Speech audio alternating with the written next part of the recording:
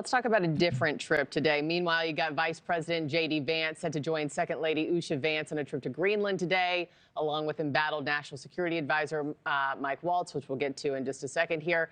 But Ambassador, how significant will this trip be for the president's push for Greenland to join the United States? Well, a lot depends on what Vance says, and we don't have any advance leaks of it. At least I haven't. My signal hasn't lit up with a new group chat to tell me what he's going to say.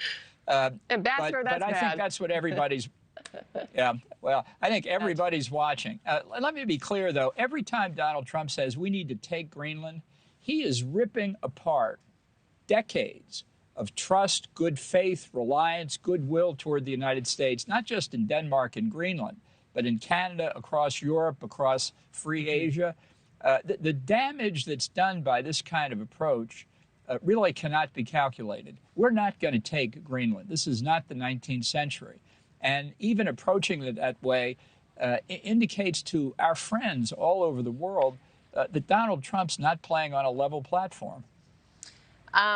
You brought up Signalgate. Let me end there while I still have you, Ambassador. I mean, you had Mike Waltz's job for more than a year, serving as President Trump's national security advisor during his first term. What do you make of this scandal? How serious is it? And what kind of repercussions should there be for these cabinet officials that were involved?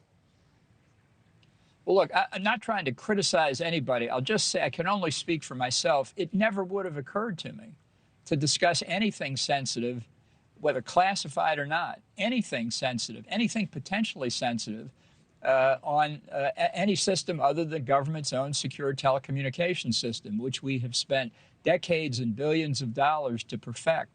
I just can't conceive it. My brain doesn't get it.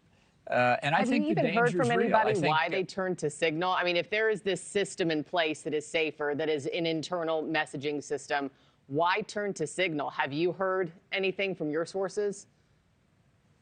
No, there's simply no excuse for it. In fact, I think for the kind of discussion you saw on that chat, which appears to be after a presidential decision, number one, that kind of discussion should have been before a presidential decision to weigh the pros and cons. But it looks like typical Donald Trump decision-making, talk first and figure it out later. But if you're going to have that kind of discussion, the most secure place to have it is in the Situation Room in the basement of the White House. That's what that's for.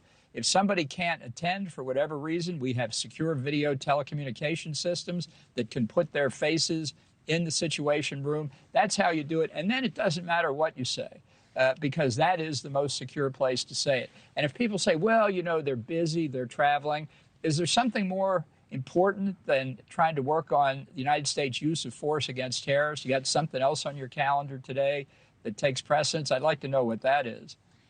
And in your eyes, having served in this role before, should Mike Waltz be fired and should Pete Hegseth be fired? Well, I'd like to know more, and I don't think we know yet how many other times Signal or some other application like that has been used other than the secure system the U.S. government has. It looks, you know, from an outsider's perspective like this was not their first rodeo, that they've been doing this a lot. I'd like to know that, because that then tells you what the potential damage is. That tells you how many other secrets have potentially been put at risk, how much other damage has been done. So I hope congressional committees or the Defense Department Inspector General or somebody looks at this and tries to figure it out. Yeah, and how this journalist, quote unquote, got sucked into this group chat. We'll wait and see. Ambassador John Bolton, I got to end it there, but thank you, sir, as always. Have a great weekend. Thanks for watching, everybody. Go to joinnn.com to find NewsNation on your television provider. Also, don't forget to click that red subscribe button below to get more of NewsNation's fact-driven, unbiased coverage.